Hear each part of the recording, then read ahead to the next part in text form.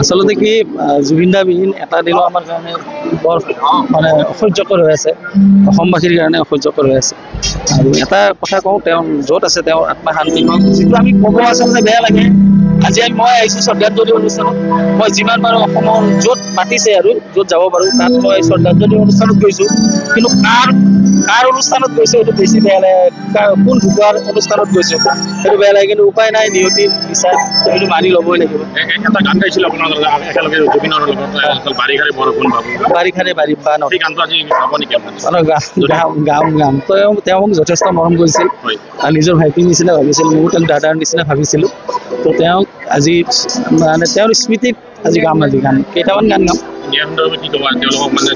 ন্যায় সন্দৰ্ভত মই সদায় কওঁ এইটো কথা যে কঠোৰতকৈও কঠোৰ হওক মুখ্যমন্ত্ৰী ডাঙৰীয়া আমাৰ সদাপুনীয়া, আৰু বিভূততকৈও বিহিত ব্যৱস্থা দিয়ক যোন দোষী তাৰমানে হাৰি যাব নালাগে। আচলতে কি জুবিনদা বিহীন এটা দিনো আমাৰ কাৰণে বৰ মানে অসহ্যকৰ হৈ আছে, অসমবাসীৰ কাৰণে অসহ্যকৰ হৈ আছে। আৰু এটা কথা কওঁ, তেওঁ য'ত আছে তেওঁৰ আত্মা শান্তি হওক। যিটো আমি ক'ব আচলতে বেয়া লাগে, আজি মই আহিছোঁ শ্ৰদ্ধাঞ্জলি অনুষ্ঠানত। মই যিমান পাৰোঁ অসমৰ য'ত মাতিছে আৰু য'ত যাব পাৰোঁ তাত মই শ্ৰদ্ধাঞ্জলি অনুষ্ঠানত গৈছোঁ।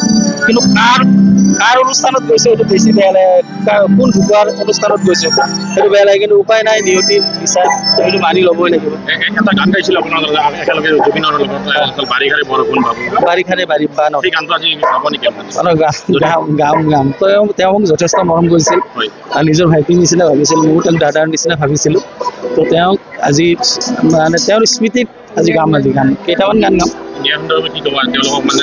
ন্যায় সন্দৰ্ভত মই সদায় কওঁ এইটো কথা যে কঠোৰতকৈও কঠোৰ হওক মুখ্যমন্ত্ৰী ডাঙৰীয়া আমাৰ সদাপুনীয়া, আৰু বিভূততকৈও বিহিত ব্যৱস্থা দিয়ক যোন দোষী তাৰমানে হাৰি যাব নালাগে।